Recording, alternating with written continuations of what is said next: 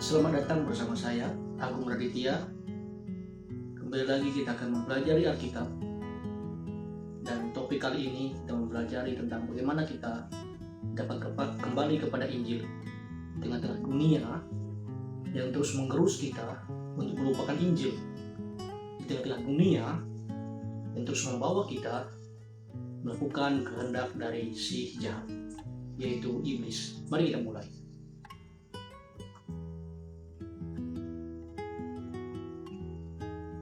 Saudaraku, filsafat dunia hari-hari ini terus menggerus kita untuk hidup berdasarkan nilai-nilai dunia ini, agar kita mengabaikan apa yang menjadi dasar dari setiap langkah awal kehidupan kita setelah kita memperoleh identitas yang baru di dalam Kristus. Kekuatan pemahaman dunia ini seperti amplas yang terus menggosok, menggilas, mengamplas kita agar kita melupakan dasar-dasar Injil yang sudah ditanamkan di dalam diri kita, yang ada dalam alam kesadaran kita, sehingga kita seringkali merasa bahwa hidup kita tanpa arah, dan arah hidup kita ada sebagaimana dunia ini mengarahkan kita, mendefinisikan hidup kita sesuai dengan keinginannya. Karena itu, kita perlu selalu kembali pada Injil yang telah menjadi pusat atau dasar dari setiap langkah hidup kita sekarang ini. Injil merupakan konsep dasar yang harus menjadi pusat dari hati dan pikiran kita sebagai orang percaya, sebagai orang-orang yang telah ada di dalam Kristus. Dunia membawa kita mengejar uang, membawa kita mengejar pengakuan, membawa kita mengejar suatu keahlian tertentu agar dapat kita pamerkan mungkin, agar kita dapat dipuji orang, agar kita mendapatkan validasi dari orang-orang di sekitar kita. Dunia membawa kita untuk semakin egois dari hari ke hari, untuk kita memikirkan diri kita sendiri dan melupakan visi Injil. Memang terlihat apabila kita mencari uang, belajar untuk memiliki kehidupan yang lebih baik dan memiliki keahlian tertentu atau skill tertentu, itu baik adanya untuk kehidupan, untuk melanjutkan kehidupan. Namun bukan itu tujuan hidup yang baru di dalam Kristus. Itu bukan identitas diri kita, sehingga kita tidak bisa atau tidak boleh menempatkan identitas kita di atas itu semua. Tujuan kita di dalam dunia ini, ketika kita telah memiliki identitas yang baru di dalam Kristus, adalah melakukan kehendak Kristus, untuk membawa orang-orang kepada Kristus, untuk membawa orang-orang semakin mengenal Kristus, untuk tetap menikmati kebenaran Injil Yesus Kristus. Saudaraku, mari bersama-sama kita datang ke Efesus pasal 2 ayat 10. Tujuan dari semua konteks kehidupan yang telah menerima Injil atau telah hidup di dalam Kristus, atau kehidupan yang telah diperbarui, di kehidupan yang telah terus diperbarui oleh kasih karunia, yaitu mengerjakan semua hal baik yang berasal dari Allah. Semua hal baik untuk kemuliaan Allah. Semua hal baik itu adalah kehendak Allah. Kembali pada Injil berarti kita bertobat dari segala dosa dan meninggalkan segala keinginan kita, yang kita tahu itu semua tidak untuk kemuliaan Allah, melainkan hanya untuk kepuasan kita hanya untuk kepuasan kita sendiri. Kita perlu belajar untuk menyelaraskan keinginan kita dengan kehendak Allah. Jadi bukan kehendak Allah yang harus menyamakan keinginan kita, tapi keinginan kita bagaimanapun caranya harus sama dengan kehendak Allah. Dan bagaimana kita bisa menyamakan kehendak kita dengan kehendak Allah? Belajar Alkitab, Anda perlu berdoa dan meminta kepada Tuhan apa yang Dia inginkan dalam kehidupan Anda.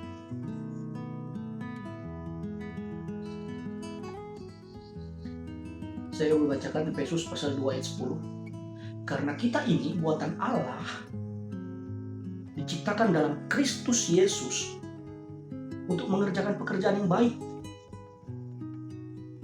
yang dipersiapkan Allah sebelumnya.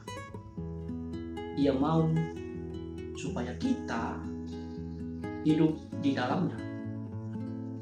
Kita adalah ciptaan Allah. Kita telah diciptakan dalam Kristus ketika kita telah bertobat dari segala dosa dan mempercayakan kehidupan kita kepada Yesus. Hidup kita bukan milik kita lagi,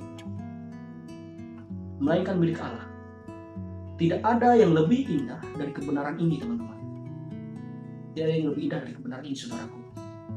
Anda yang punya, kita yang punya adalah budak dosa, milik dosa, memperhambakan diri kita kepada dosa. Ketika kita percaya kepada Yesus, kita menjadi milik Allah, menjadi hamba Allah. Bahkan kita telah menjadi anak-anak Allah.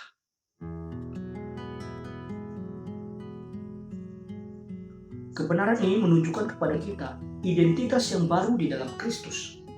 Identitas yang sejati yang harusnya menjadi milik setiap orang percaya. Harusnya terus menjadi bahan bakar untuk merenungkan, oh, ini saya memiliki identitas yang baru dan saya perlu meninggalkan kehidupan lama saya. Selanjutnya kita dapat datang ke bagian Alkitab yang lainnya yang membawa kita pada Injil yang mengubahkan dan melegakan. Melihat bagaimana Paulus dengan sangat indah menuliskan teologinya tentang Kristus kepada jemaat yang ada di Kolose, yaitu Kolose pasal 1 ayat 15 sampai 20. Ia adalah gambar Allah yang tidak kelihatan, yang sulung, yang lebih utama dari segala yang diciptakan. Karena di dalam Dialah telah diciptakan segala sesuatu yang ada di sorga dan yang ada di bumi, yang kelihatan dan yang tidak kelihatan, baik singgasana maupun kerajaan, baik pemerintah maupun penguasa. Segala sesuatu diciptakan di dalam Dia untuk Dia. Segala sesuatu diciptakan oleh Kristus untuk Kristus. Ia ada terlebih dahulu dari segala sesuatu yang ada, segala sesuatu di dalam dunia ini,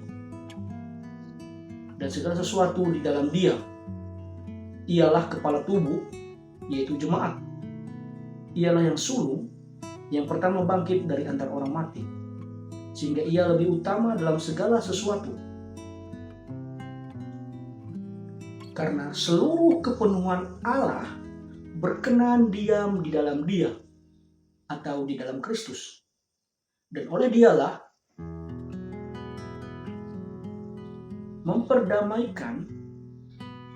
Ia memperdamaikan segala sesuatu dengan dirinya, baik yang ada di bumi maupun yang ada di surga.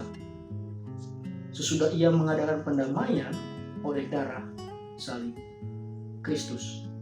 Saya ulangi di ayat 20. Dan oleh Dialah Ia memperdamaikan segala sesuatu dengan dirinya, baik yang ada di bumi maupun yang ada di surga. Sesudah Ia mengadakan pendamaian oleh darah salib Kristus. Jadi saudaraku, Anda dapat melihat kembali ke dalam diri Anda, apakah Injil telah menjadi bagian terbaik dari diri Anda, telah menjadi patokan untuk Anda dapat mengerjakan sesuatu yang bernilai kekal. Bagi pikiran Anda, bagi perasaan Anda, apakah Injil mempengaruhi pikiran dan perasaan Anda? Pikirkanlah Injil, renungkanlah Injil,